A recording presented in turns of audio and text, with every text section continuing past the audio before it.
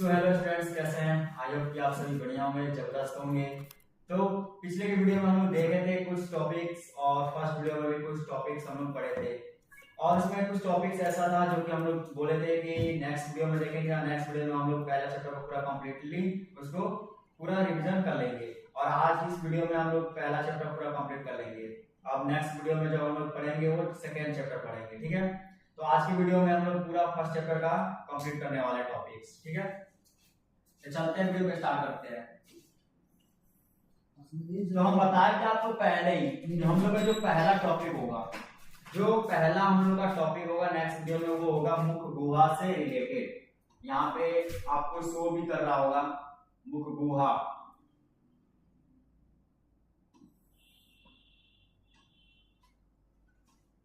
यहाँ पे आपको शो कर रहा है मुख गुहा। तो मुख गुहा होता क्या है, पहले इसको समझ लेते हैं। तो मुख गुहा नाम से ही हम लोग मान चल रहा है ना, मुख यानी मुंह और गुहा का मतलब होता है गुफा, यानी मुंह के गुफा, इसको बोलते हैं मुख गुहा जो है ना। मुख गुहा आहार नाल का पहला भाग है और आहार नाल एक शब्द आया है जो कि हम लोग पिछले के वीडियो में जान चुके हैं कि आहार नाल किसे कहते हैं। अगर वीडियो नहीं देखोगे तो जाके देख लेना, आहार नाल आप लोग को समझ में आ जाएगा। तो मुख गुहा जो है आहार नाल का पहला भाग है, यानी जो ये आहार नाल है ना, यहाँ से ये आहार नाल जहाँ पे है इसका जो पहला भाग है, ऊपर वाला जो भाग है उसे बोलते हैं मुख गुहा। अब बताए थे कि आहार नाल मुख गुहा से शुरू होकर मल द्वार तक फैली होती है। तो आहार नाल का पहला भाग क्या होगा, आहार नाल का पहला भाग क्या होगा, तो मुख गुहा होगा। यह ऊपरी तथा निचली जबड़े से घिरी होती है। जब मुंह को अच्छे तरह से देखोगे ना, आंख करके एक नीचे जबड़ा होता है, एक ऊपर जबड़ा होता है, उन दोनों जबड़ों से क्या होती है, घिरी होती है। मुख गुहा को बंद करने के लिए दो ऊपरी तथा निचली मांसल बोट होती है। अब मुंह को बंद करने के लिए हम लोग के पास क्या होती है, दो को बोट होती है, होता है ना, एक नीचे होट होता है, एक ऊपर होता है। यहाँ पे एक शब्द आया मांसल होट। तो मांसल होट का मतलब क्या होता है, तो होठ जो होता है ना इसमें एक भी हड्डी नहीं होता, इसलिए पूरा गुड्डा का होता है, इसलिए इसे हम लोग बोलते हैं मांसल होठ, ठीक है। आपको आगे चल के फोटो के थ्रू आपको बता देंगे। हम आगे बढ़ते हैं।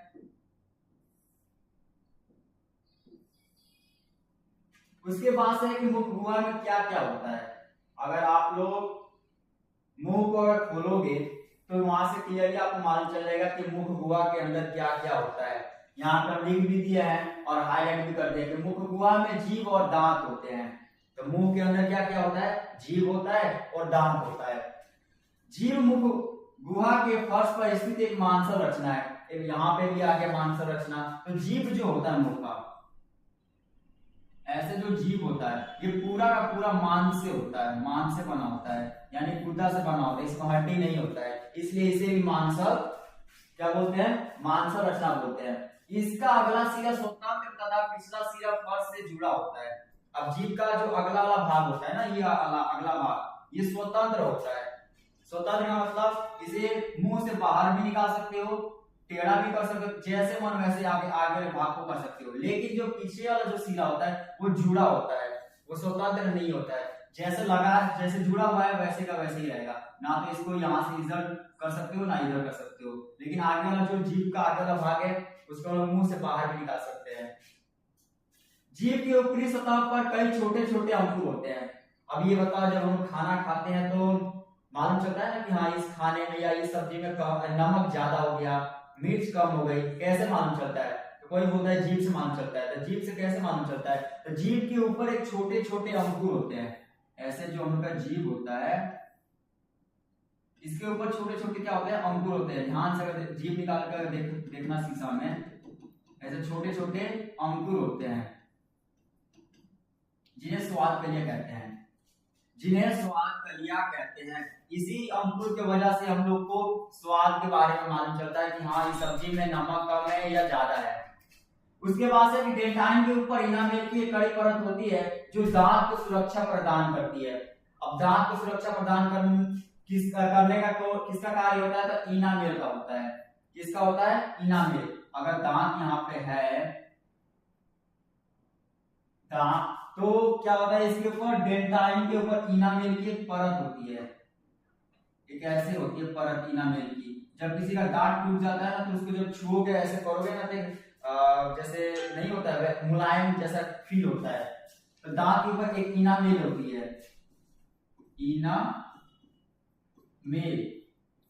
ये हम लोग को दांत को सुरक्षा प्रदान करती है। क्या करती है? सुरक्षा प्रदान करती है दांत को। क्वेश्चन पूछ सकता है ऑब्जेक्टिव में कि दांत को सुरक्षा प्रदान कौन करता है, तो इनामेल की एक परत करती है। ठीक है, कोई क्वेश्चन पूछ दे कि हम लोग के मनुष्य के अंदर, यानी एक सुस्त मनुष्य के अंदर कितना दांत पाया जाता है, एक मनुष्य के अंदर कितना दांत पाया जाता है, तो यहाँ पे हम लोग लिखे हैं कि मुख गुहा में 32 दांत होते हैं। कितने दांत होते हैं? टोटल 32 दांत होते हैं। लेकिन 32 दांत में से 4 भागों 8-8 में 4 में इसको डिवाइड कर देते हैं। एक होता है पहला कर्तनक, दूसरा होता है भेदक, तीसरा होता है प्रीमोलर और चौथा होता है मोलर। यानी इस 32 को हम लोग 8-8 में 4 में डिवाइड करते हैं। ये हो गया 8 में हो गया कर्तनक, दूसरा 8 में हो गया हम लोग का भेदक, तीसरा 8 में हो गया हम लोग का प्रीमोलर, चौथा 8 में हो गया हम लोग का मोलर। यानी कि हम लोग के मुंह के अंदर टोटल 32 दांत होता है, लेकिन 32 दांत में से कर्तनक की संख्या कितनी होती है? तो 8 होती है। भेदक की संख्या कितनी होती है? तो 8 होती है। प्रीमोलर की संख्या कितनी होती है? 8 होती है। मोलर की संख्या कितनी होती है? तो 8 होती है। आई होप ये टॉपिक आपको समझ में आ गया होगा। उसके बाद से हम लोग का दंत अस्थिक्ष्य, ये बहुत ज्यादा इंपॉर्टेंट टॉपिक है। जब हम लोग मीठा चीज खाते हैं, जैसे चॉकलेट हो गया, चीनी हो गया या कोई मिठाई हो गया, खाने के बाद से हम लोग दांत को अच्छी तरह से साफ नहीं करते हैं, तो उस पे का जो शक्कर होता है ना वो दांत पे बैठ जाता है। तो जब हम लोग कोई मीठी चीज खाते हैं, जैसे आइसक्रीम हो गया, चॉकलेट हो गया, मिठाई खाते हैं, तथा खाने के बाद अपनी दांतों को अच्छी तरह से साफ नहीं करते हैं, तब ये चीज हमारे दांतों से क्या हो जाती है? तो चिपक जाती है। इनमें स्थित शक्कर पर बैक्टीरिया रासायनिक क्रिया कर अम्ल बनाती है। अब यहाँ पे एक शब्द है अम्ल, अम्ल केमिस्ट्री में पढ़े होंगे। अम्ल, इसको इंग्लिश में एसिड भी बोलते हैं, जो कि स्वाद में खट्टा होता है। अब यहाँ पे समझने वाली ये बात है कि जब हम लोग मीठा चीज कोई खाते हैं, उसको खाने के बाद हम लोग दांत को अच्छे से सफाई नहीं करते हैं, तो क्या होता है, जो चीज खाए हुए है ना उसमें का बैक्टीरिया हो गया, शक्कर हो गया, वो चीज क्या करती है? तो रासायनिक क्रिया करके उस पे अम्ल बना देती है। किस पे? तो दांत पे। उसके बाद से यह अम्ल दांत की बाहरी परत पर क्रिया कर उसे नरम बना देती है। अब अभी बताया कि दांत के ऊपर हम लोग का क्या होता है? तो इनामेल होता है ना, जो कि सुरक्षा प्रदान करती है। तो क्या करता है? ये जो अम्ल बन जाता है, रासायनिक क्रिया करके अम्ल बन जाता है। बनने के बाद से जो इसके ऊपर परत बनी हुई ना, इसको क्या कर देता है? नरम कर देता है। नरम का मतलब मुलायम कर देता है, कमजोर कर देता है।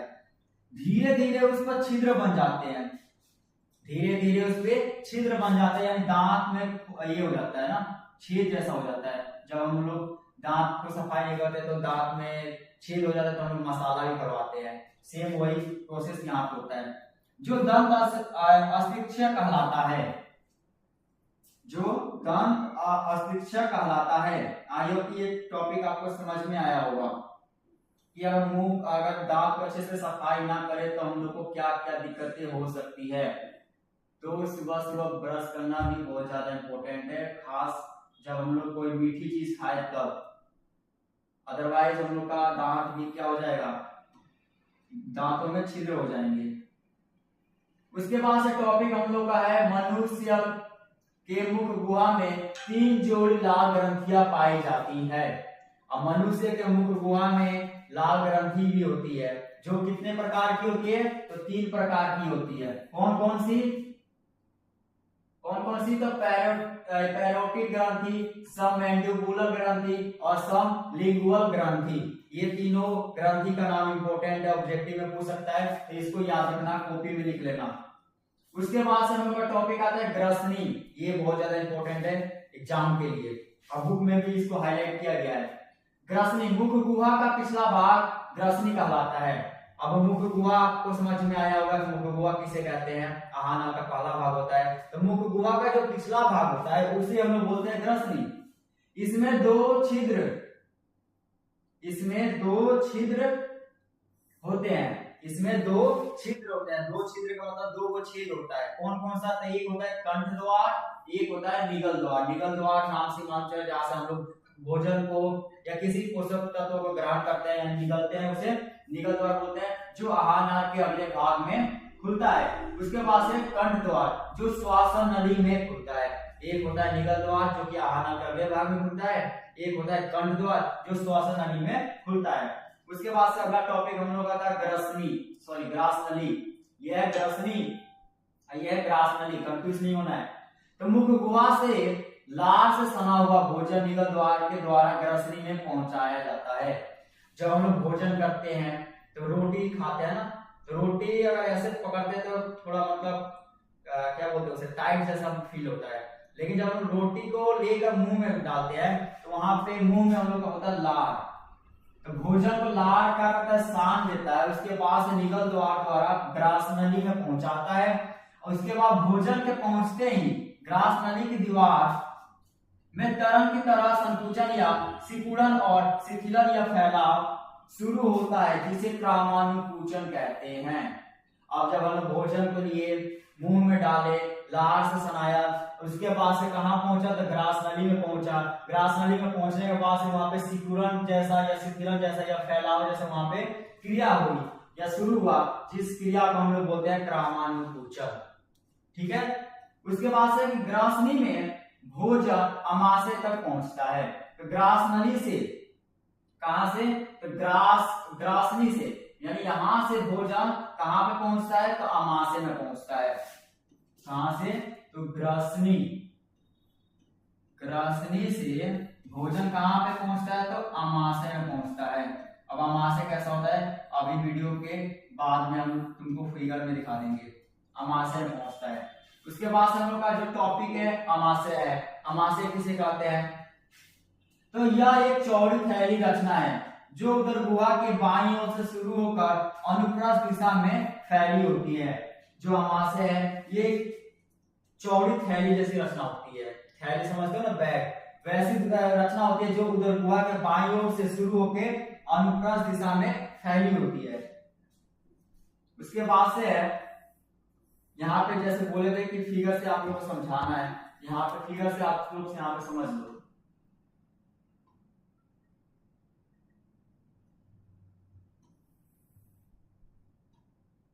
यहाँ पे जैसे हम बताए कि मुख गुहा को बंद करने के लिए ऊपरी और निचली दो मांसल होठ होती है। ये हो गया निचली मांसल होठ, ये हो गया ऊपरी।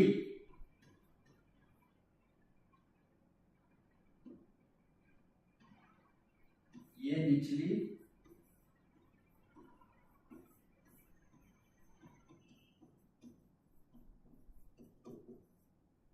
और ये ऊपरी मांसल होठ। ठीक है। ये दोनों मांसल होठ मुख गुहा को क्या करता है? तो बंद करता है। उसके बाद से दांत, यहाँ पे आपको क्लियर दिखाई दे रहा होगा दांत। मनुष्य के अंदर कितना दांत होता है कमेंट करके बता देना। कितने प्रकार का होता है वो भी कमेंट करके बता देना। उसके बाद से अमाशय था ना, देखो यहाँ पे मनुष्य का अमाशय की संरचना, ये ऐसे बॉडी के अंदर अमाशय पाया जाता है। तो ये बताओ पहले कि कहां से भोजन अमाशय में पहुंचता है। अभी इसके पहले बताए थे कि ग्रसनी से, कहां से?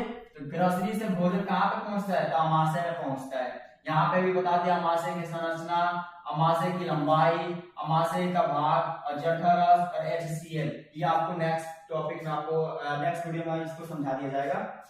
तो ये रहा अमाशय का फिगर और ये निचली परत और ऊपरी परत जिसको मुख गुहा को बंद करता है।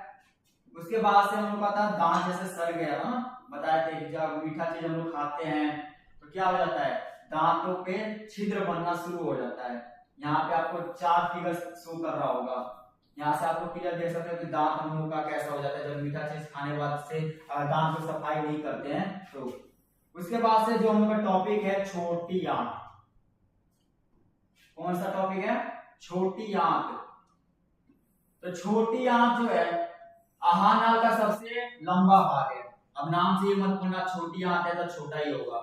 छोटी आंत किसे कहते हैं? तो छोटी आंत जो है आहार नाल का सबसे लंबा भाग होता है। यह बेलनाकार रचना है। जो छोटी आंत है वो कैसा होता है? तो बेलनाकार रचना होता है। जैसे बेलना होता है ना वैसे होता है इसका रचना, ऐसे होता है। इसका भी फिगर हो सकता है तो होगा तो दिखा दिया जाएगा। आहार नाल के इस भाग में पाचन की क्रिया पूर्ण होती है। अब कोई पूछ देगा, इसके पिछले वीडियो में हम बताए थे कि भोजन कैसे पचता है, कौन सा रस स्रावित होता है तो भोजन पचता है, पिछले वाले वीडियो में बता दिए थे। लेकिन अगर कोई पूछ देगा कि कहाँ पे पाचन होता है, पाचन की क्रिया पूर्ण होती है मनुष्य के अंदर भोजन की, तो कहाँ पे होती है? तो छोटी आंत में होती है। मनुष्य में इसकी लंबाई लगभग 6 मीटर तथा चौड़ाई 2.5 सेंटीमीटर होता है। ये इंपॉर्टेंट है। लंबाई कितना होता है? तो 6 मीटर और चौड़ाई जो है 2.5 सेंटीमीटर। यहाँ पे देखना थोड़ा कंफ्यूज होने वाली बात है क्योंकि यहाँ पे लंबाई मीटर में दिया है और चौड़ाई सेंटीमीटर में दिया है।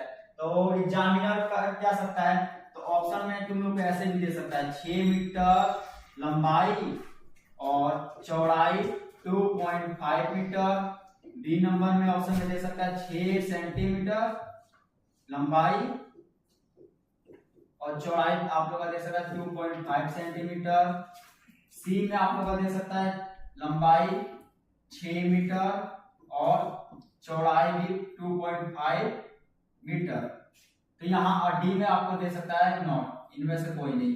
तो यहाँ पे कंफ्यूज नहीं होना है। लंबाई आप लोग का लंबा होगा यानी कि 6 मीटर होगा और चौड़ाई इसका जो होगा छोटा होगा यानी 2.5 सेंटीमीटर होगा। इसके पहले आहार नाल की लंबाई बताए थे 8 से 10 मीटर, उसमें भी कंफ्यूज नहीं होना, मीटर में रहेगा, सेंटीमीटर में नहीं रहेगा। ठीक है, 2.5 सेंटीमीटर होता है। लेकिन जो ये आहार नाल है ना, सॉरी छोटी आंत, ये हर जीव में अलग अलग होता है। जैसे कि मान लो हम लोग में अलग होगा इसका साइज, किसी जानवर किसी और जीव में अलग साइज होगा। क्यों होता है ऐसा? तो भिन्न भिन्न जंतुओं में छोटी आंत की लंबाई अलग अलग होती है। तो लंबाई सामान्यतः भोजन के प्रकार पर निर्भर करती है। अब जैसे कि हम लोग 5वीं 6वीं क्लास में पढ़ेंगे शाकाहारी और मांसाहारी के टॉपिक के बारे में, कि मांसाहारी किसे कहते हैं और शाकाहारी किसे कहते हैं, पढ़े ना। तो इसमें हम लोग जाने थे कि जो मांस खाता है उसे मांसाहारी कहते हैं, जो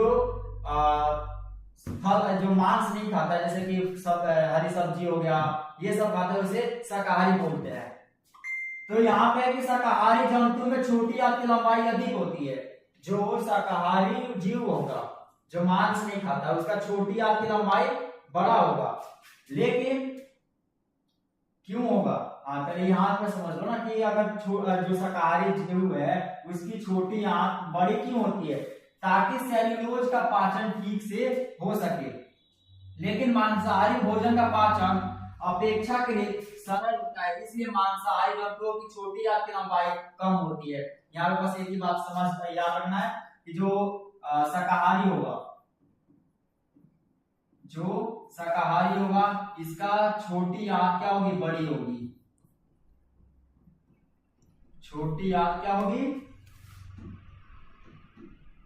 इसका छोटी आंत क्या होगी? तो बड़ी होगी। लेकिन अगर मांसाहारी की बात करें, अगर मांसाहारी कोई जीव की बात करें तो इसकी छोटी आंत कैसी होगी? छोटी होगी। क्यों होगी? तो छोटी जो शाकाहारी जीव है इनमें सेल्यूलोज का पाचन ठीक से हो सके, इसीलिए छोटी आंत की लंबाई कितनी क्या होती है? तो बड़ी होती है। किसकी अपेक्षाकृत? तो मांसाहारी जीव की अपेक्षाकृत। उसके बाद से हम लोग को पढ़ना है कि छोटी आंत को 3 भागों में बांटा गया है। जो छोटी आंत है हम लोग के बॉडी के अंदर जिसके अंदर भोजन का पाचन होता है उसको 3 भागों में बांटा गया है, ग्रहणी, जेजुनम और इलियम। ये उतना इंपॉर्टेंट नहीं है, बस नाम याद रखना। ये 3 भागों में इसको बांटा गया है। कौन कौन सा? तो ग्रहणी, जेजुनम, इलियम। लिख भी सकते हो इसको। उसके बाद से यकृत, इस चैप्टर का सबसे ज्यादा इंपॉर्टेंट टॉपिक है यकृत यानी लीवर। उसका फोटो इसमें आपको दिखाई देगा। यह शरीर की सबसे बड़ी ग्रंथि होती है। यहाँ से क्वेश्चन पूछ सकता है कि बताइए कि मनुष्य के अंदर सबसे बड़ी ग्रंथि का नाम क्या है।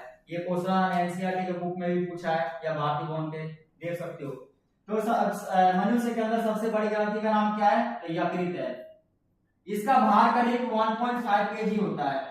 ये भी क्वेश्चन बहुत ज्यादा इंपॉर्टेंट है कि यकृत का वजन कितना होता है, 1.5 kg होता है, जो उदर गुहा के ऊपरी दाहिने भाग में अवस्थित होता है।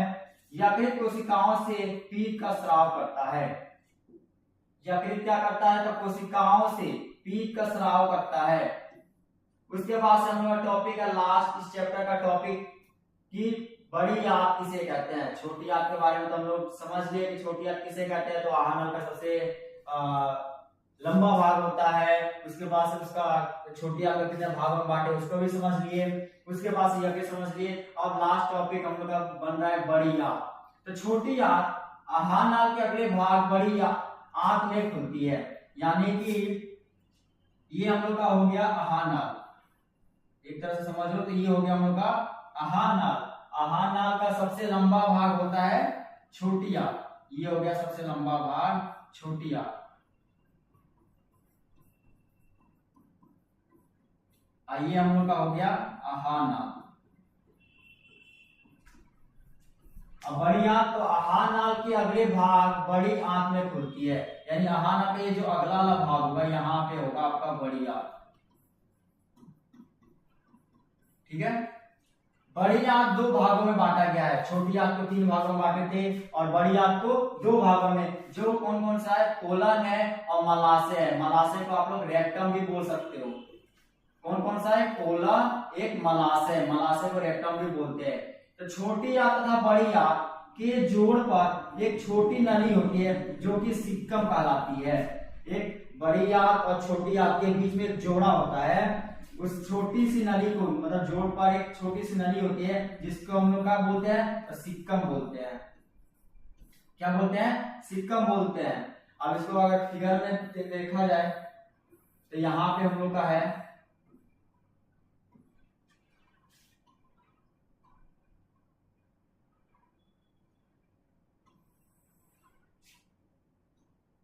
यहाँ पे देख सकते हो, ये तो हार्ट का चित्र है। इसको नेक्स्ट टॉप ये अगले चैप्टर का है, नीचे हम लोग का।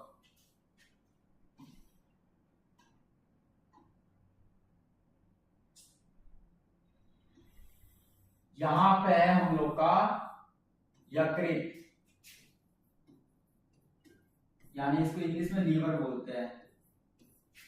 ये है यकृत का फोटो, ध्यान से देख लो।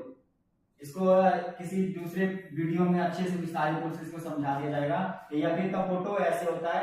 उसके बाद से हम लोग देखें तो यहाँ पे आपको दिख रहा होगा अमाशय, यहाँ पे अमाशय यकृत के अंदर है। उसके बाद डायफ्राम है, डायफ्राम आपको अगले चैप्टर में मिलेगा। उसके बाद से यहाँ पे यकृत, ये यकृत है। यहाँ पे ये मल द्वार है, जो कि फर्स्ट वीडियो में ही आप लोग को हम बताए थे। और यहाँ पे है मुख गुहा,